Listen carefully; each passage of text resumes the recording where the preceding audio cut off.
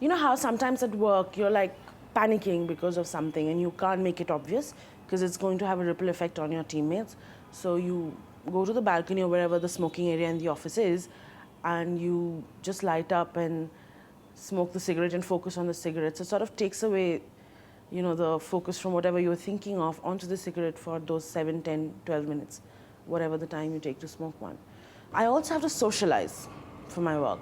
So you have these wine dinners and you have food dinners, I mean, you know, like parties, and a lot of women and men who come from, if I can put it, like the upper strata of the society, they smoke. And usually these parties are held at open air places where you can smoke. So there's a lot of smoking happening around you anyway. And then someone will come and offer you a cigarette. And because I smoke anyway, I'd say, yeah, okay, sure. I like the whole effect of it. I mean, I don't know. I really don't enjoy the smoke. I know, like, I don't like smoking cigarettes. But again, you know, sometimes enjoy it. So it can definitely calm my nerves down, which is, you know, that's what I think.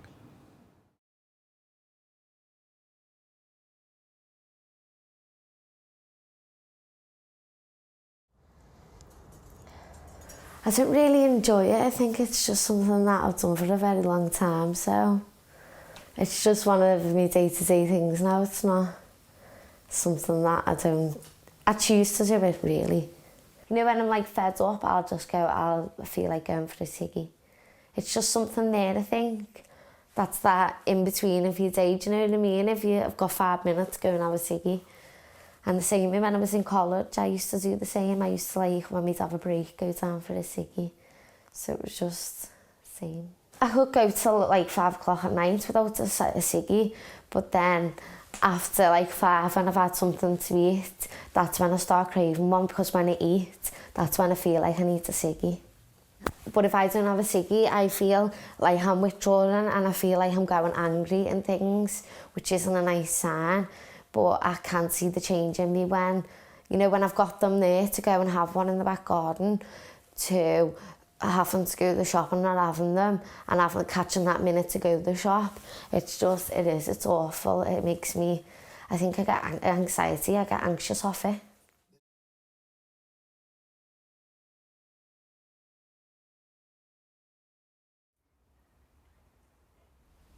I smoke because it relaxes me. I knew that it smelt on my clothes and that I would have to make sure that I used a lot of perfume and mouthwashes to make sure that nobody else outside saw that I was a smoker. I hate the smell of it, I hate the taste of it, I hate the fact that I'm addicted to it, I hate the fact that other people, if they smell it on me, will think less of me. And yet it's just something that I do find relaxing, and certainly when I'm in pain I find it helps me.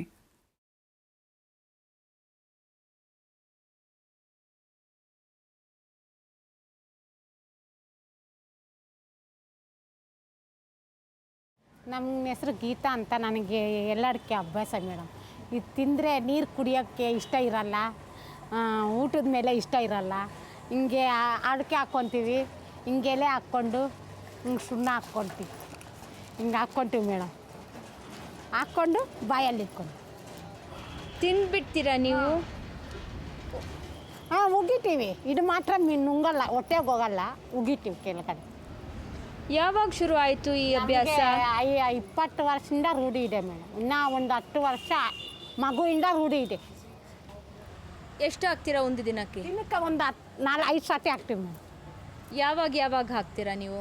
ಬೆಳಗ್ಗೆ, ತಿರ್ಗಾ ಇವಾಗ ಮಧ್ಯಾಹ್ನ, ಮನೆಗೆ ಹೋಗುವಾಗ, ಊಟ ಆದಮೇಲೆ ಹಾಕ್ಕೊತೀವಿ.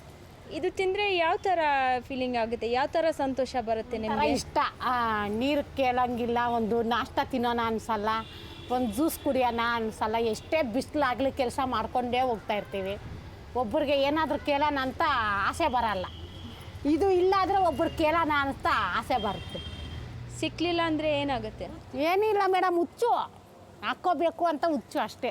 ಒಂದು 3 ಪದಾರ್ಥದಲ್ಲಿ ಒಂದು ಸಿಕ್ಕಿಲ್ಲಾದ್ರೇನೂ ಆಗಲ್ಲ. ಹುಡ್ಕೊಂಡು ಹೋಗ್ತೀವಿ, ಎಲ್ಲಾದರೂ ಇರಲ್ಲ ಅಂಗಡಿ. ಇದಾದರೂ ಸಿಕ್ಕಬೇಕು.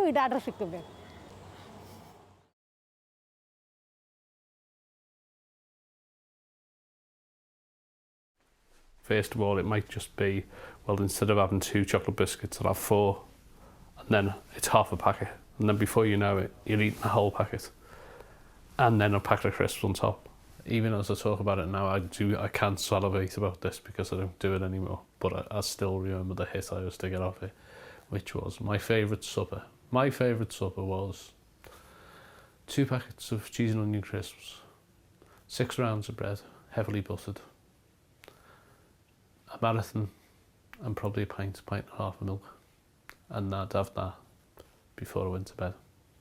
So that would be probably 10 o'clock, 11 o'clock at night. I use food for comfort, and it's a great solace because all you literally do is open your mouth and shove it in, and you get a kick out of it, a feel-good feel.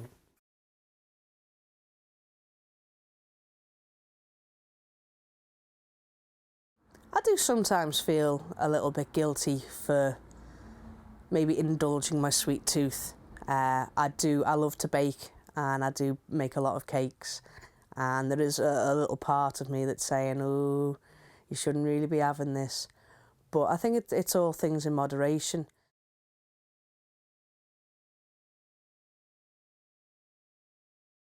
I tend to sort of save all my points, if you like, to go out at the end of the week, where I'll drink quite a lot.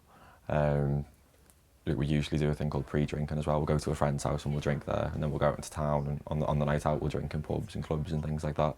Like on a usual night out, I'll probably go through 4 or 5 normal sized bottles of beer, and then with that there'd be 4 or 5 shots, and then from that, working out in my head, there'd be about 4 or 5 cans of lager, and then probably 4 or 5 shots again. Usually quite a bit, but not vast amounts.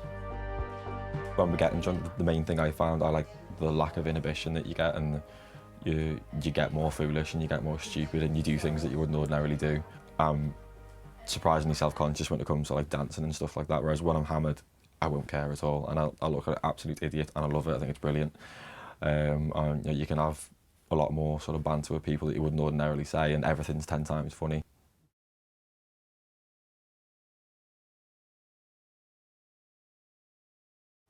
I was in a very acrimonious divorce, having to live with my husband for 9 months while he was taking me through the courts for custody. And I found it so stressful. A girl that I knew was smoking, and I just said, hand me a cigarette one day. And I found that because of the stress, I was breath holding and getting panic attacks, and just found that at least using a cigarette helped make sure that I breathed properly. For me, smoking has been like an extramarital affair because I was always sneaking around. I used to steal cigarettes from my dad, and it would always be like, 1 a day. And I think he never really knew, but I'm sure he knew. I mean, come on, how can you not know somebody's been stealing cigarettes? So I'd wait for him to finish like 4 or 5, because that's when the pack starts looking a little lighter, and then flick one. And I'd hide in the balcony or in the bathroom. I don't know how I didn't think that they would figure out, because cigarettes smell, right? In 2003, my wife was killed in an RTA in a road traffic accident. So I was left with, at that time, a 12-year-old, 14-year-old, and a 16-year-old.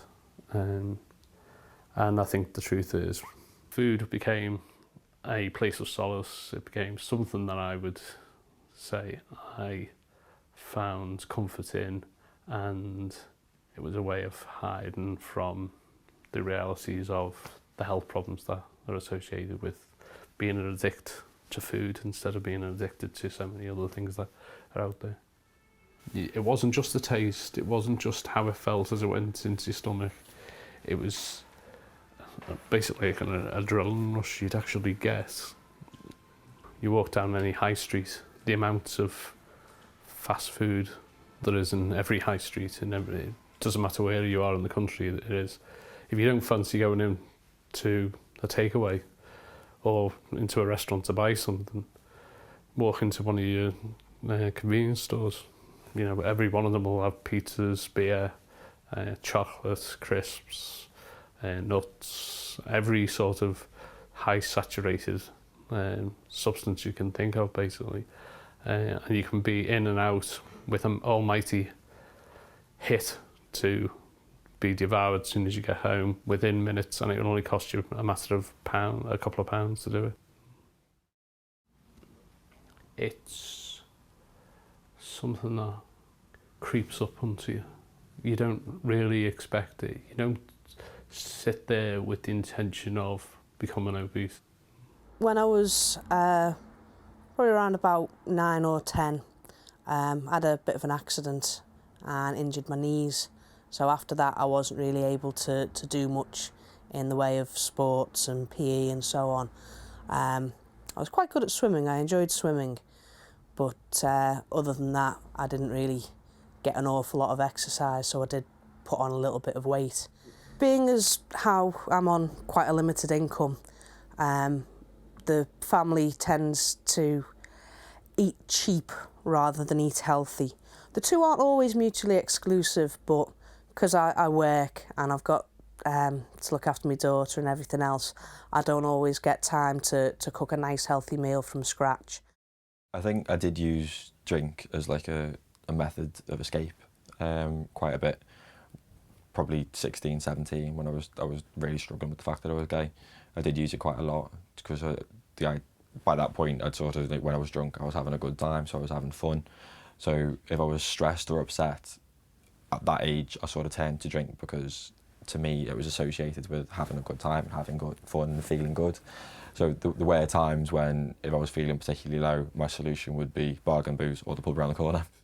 I was kicked out of my home and spent a year in a homeless shelter. And again, I used drink there to deal with sort of the surroundings I was in, and like I lost a job while I was there as well, and it was just sort of like, oh, well, you know what, forget it, I'm just going to go and get drunk, and that's where my money went, and that's where any income I had went.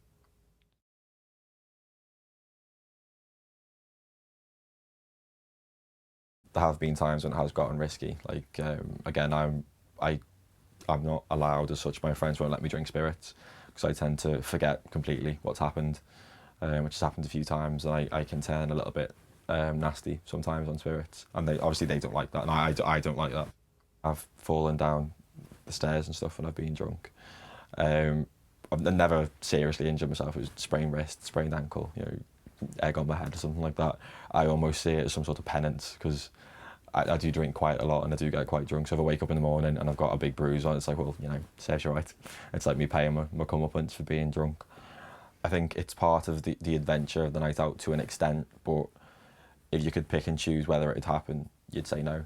But I do acknowledge the fact that binge drinking like that on one night can and does cause health effects. I mean, if I have a particularly heavy night, I'm run down for a good week or so. I can still feel the effects of it till the next weekend if it has been a really heavy night out, a really big night out. So I mean, even in terms of just battering my immune system, I see the effects of it immediately after and straight on. So, and I know it will be doing damage to my liver and my kidneys and all that. Smoking has taken a lot of stamina out of my body.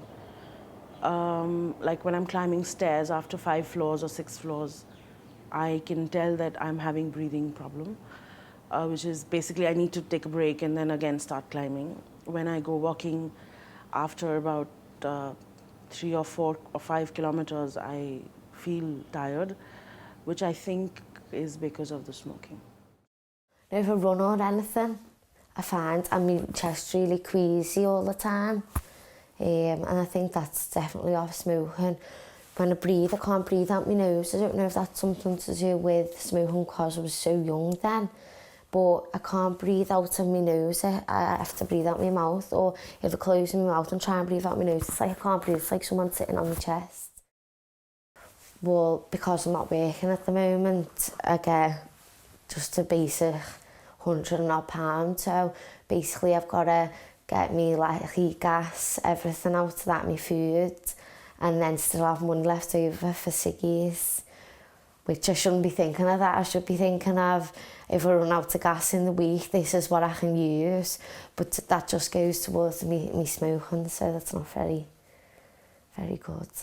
So how much is smoking costing you a week, would you think? Around £30 a week, yeah. Now having a baby, I think financially it will be a problem because I've got to buy obviously baby milk, nappies, clothes, everything. And then smoking on top of that's like the extra. ನಿಮ್ಮ husband ಇದು ತಿಂತಾರಾ? ಇಲ್ಲ ತಿನ್ನಲ್ಲ. ನಮ್ಮ ಯಜಮಾನ್ರು ಬೈತಾರೆ ಹಾಕ್ಕೋಬೇಡ ಕಾಯಿಲೆ ಬರುತ್ತೆ ಅಂತ. ನಮ್ಗೆ ರೂಢಿ ಆಗೋಗ್ಬಿಟ್ಟೈತಲ್ಲ ಹಾಕ್ಕೊಳ್ತಾ ಇರ್ತೀವಿ. ಯಾವ ಥರ ಕಾಯಿಲೆ ಬರುತ್ತೆ? ಕ್ಯಾನ್ಸರ್ ಬರುತ್ತೆ ಅಂತಾರೆ, ಇದೆಲ್ಲ ಹುಣ್ಣಾಗುತ್ತೆ ಅಂತಾರೆ. ಆದ್ರೂ ನಮ್ಮ ಯಜಮಾನ್ರು ಹಿಂಗೆ ಹೋದ್ಮೇಲೆ ಹಾಕ್ಕೊತೀನಿ. ನಿಮಗೆ ಯಾಕೆ ಆಗ್ತಾ ಇಲ್ಲ ನಿಲ್ಲಿಸೋದಂತ? ನಮ್ಗೆ ಆಗಲ್ಲ ಮೇಡಮ್, ವಾಸನೆ ಬಂದುಬಿಡ್ತದೆ ಬಾಯಿ, ಹಾಕ್ಕೊಳ್ಳೇಬೇಕು. ಟ್ರೈ ಮಾಡಿದ್ರಾ? ಎಷ್ಟು ಸತಿ ಟ್ರೈ ಮಾಡಿದ್ದೀನಿ ಮೇಡಮ್? 4 ಸತಿ ಟ್ರೈ ಮಾಡಿದ್ದೀನಿ. ನಮ್ಮ ಯಜಮಾನ್ರು ಹೊಡೆದಿದ್ದಾರೆ, ಅಲ್ಲಿಗೂ ಆಗಿಲ್ಲ ನನ್ನ ಕೈಯಲ್ಲಿ. ಸ್ವಲ್ಪ ಸ್ವಲ್ಪ ಹಾಕ್ಕೊಂಡು ತಿರ್ಗಾ ಪುನಃ ಹಂಗೆ ರೂಢಿ ಮಾಡಿದ್ದೀನಿ. ನಿಮಗೆ ಇಷ್ಟನಾ ನಿಲ್ಸೋಕ್ಕೆ? ಇಷ್ಟ ಇಲ್ಲ ಮೇಡಮ್, ಇಷ್ಟ ಇಲ್ಲ. ಇದೆಲ್ಲ ಗೊತ್ತಲ್ಲ ನಿಮಗೆ, ಕಾಯಿಲೆ ಬರುತ್ತೆ, ಕ್ಯಾನ್ಸರ್ ಬರುತ್ತೆ, ಆದರೂ ನಿಮಗೆ ಇಷ್ಟ ಇಲ್ಲ ನಿಲ್ಸೋಕ್ಕೆ, ಯಾಕೆ? ಇಡ್ರಿ ಬಿಡೋಕೆ ಇಷ್ಟ ಇಲ್ವಲ್ಲ. ಮನುಷ್ಯ ಅಂದಮೇಲೆ ಹುಟ್ಟಿದ್ದೀವಿ, ಸಾಯಲೇಬೇಕು, ಎರಡರಲ್ಲೂ ಒಂದರಲ್ಲಿ ಸತ್ತೋಗೋಣ ಅಂತ. ಇದರಲ್ಲೇ ಸಾಯಬೇಕು ಅಂತ ಏನೂ ಇಲ್ಲ madam. The way I view it is I'm not going to be doing this all my life. I will calm it down, and I'm only 20, I'm going out, I'm having fun now, likely to carry it on through university, but after that I'm going to start slowing it down, so I've got my chance to grow up and be mature and look after my inside then. You know, anything that I could throw at them now, they can probably take for, you know, for a good, another 4 or 5 years. There are some people who do think that it's irresponsible to be overweight. Think of all the money we're going to be costing the government. Think of all the health issues we're opening ourselves up to. But there is a distinction between being overweight and being morbidly obese. I eventually realised, after going to university and spending 3 years living on pasta and beans, that I was never going to be skinny. It doesn't bother me anymore. It used to bother me a lot, but now I'm happy with who I am. I've got a lot going for me. I've got a fabulous daughter now, and I don't really know why I bothered at that point in my life, but it seemed to be very important back then.